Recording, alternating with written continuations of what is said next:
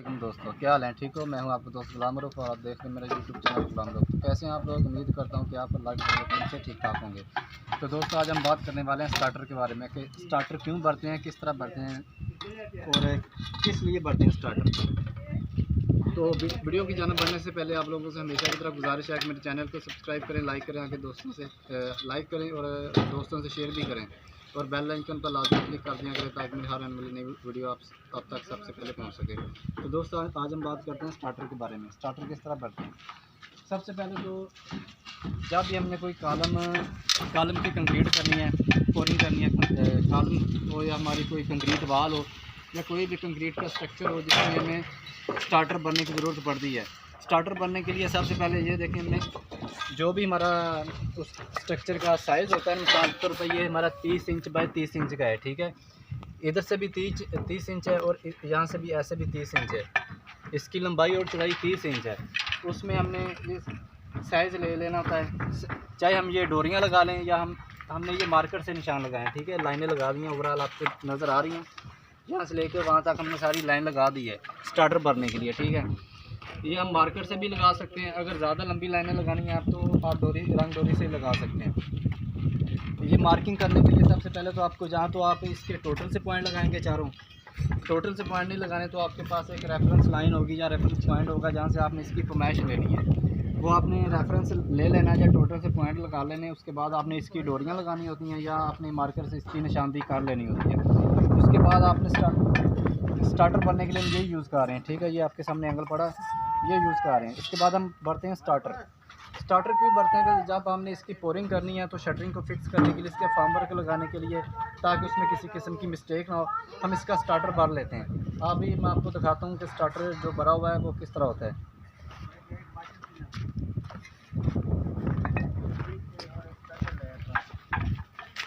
ये देखिए, ये हमारा लिस्ट है, ठीक है। इसका भी हमने स्टार्टर भरा। सबसे पहले स्टार्टर भरने से पहले हमने इसकी डोरियाँ लगाई हैं सारी, जो इसका साइज़ था उसमें साइज़ को हमने पूरा किया है। डोरियाँ लगाई हैं सारी। डोरियाँ लगाने के बाद फिर हमने इसका स्टार्टर भरा ताकि हम इसका फार्म वर्क कर सकें। फिर स्टार्टर भरने के बाद आपको पता है कि हमने सारी इसकी फार्म वर्क कर रहे हैं, शटरिंग लगा रहे हैं। ये आपके सामने स्टार्टर हमने भर लिया है। थोड़ा मैं आपको और भी दिखा देता हूँ। स्टार्टर भरने से पहले जिस तरह वो हमने आपको मैंने कॉलम चेक करवाया है, इसी तरह इसका भी हम पहले इसके हमने डोरियाँ लगाई थी। ये देखें, ये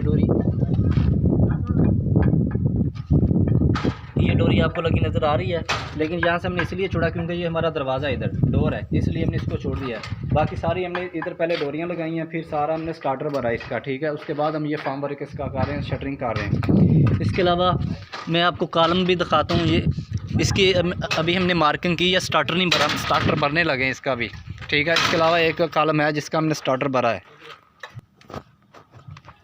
ये देखिए, ये एल टाइप कॉलम है हमारे पास। इसका भी हमने पहले वही मार्किंग की है जिस तरह मार्किंग करते हैं इसकी। उसके बाद हमने इसका स्टार्टर भर दिया। अभी स्टार्टर भर के आपको पता है यहाँ से हम शटरिंग इसकी लगाएंगे। यहाँ से शटरिंग लगानी इसकी ईजी हो जाती है। जब स्टार्टर भरने का मकसद ही ये होता है कि हमें फार्म वर्क इसका करने में, शटरिंग लगाने में किसी किस्म का कोई मसला ना हो।